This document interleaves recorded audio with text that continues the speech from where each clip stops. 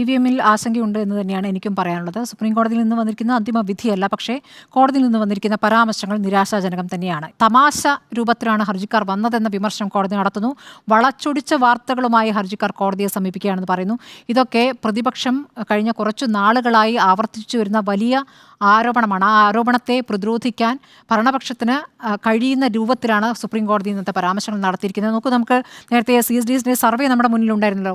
ആ സർവേയിൽ തിരഞ്ഞെടുപ്പ് കമ്മീഷനിൽ വിശ്വാസ്യത തകരുന്നു എന്ന കണ്ടെത്തൽ വലിയ രൂപത്തിലാണ്. 79% പേരാണ് ആ രൂപത്തിൽ വിശ്വസിക്കുന്നത്. അപ്പോൾ അത് വലിയ രൂപത്തിൽ തന്നെ ആ സംവിധാനത്തെ പഴയ രൂപത്തിലല്ല തിരഞ്ഞെടുപ്പ് കമ്മീഷൻ സംവിധാനത്തെ കാണുന്നത്. അതിൻ്റെ രൂപഘടന, അതിൽ അംഗങ്ങളാകുന്നവർ ഏത് രൂപത്തിൽ വരുന്നു എന്നുള്ളതൊക്കെ നമ്മൾ ഒരുപാട് തവണ ചർച്ച ചെയ്തതാണ്. അപ്പോൾ ഈ കാര്യങ്ങളൊക്കെ തന്നെ അതിന് വിശ്വാസ്യത തകർക്കുന്നുണ്ട്. ആ രൂപത്തിലേക്ക് ജനം സംശയിക്കുന്ന ഒരു സാഹചര്യം ഇവിടെ നിലവിലുണ്ട്. അപ്പോൾ അതുകൂടി സുപ്രീം കോടതി പരിഗണിക്കാതെയാണ് ഇന്നത്തെ പരാമർശങ്ങൾ നടത്തിയത് എന്നുള്ളത് ആശങ്കാജനകം തന്നെയാണ്.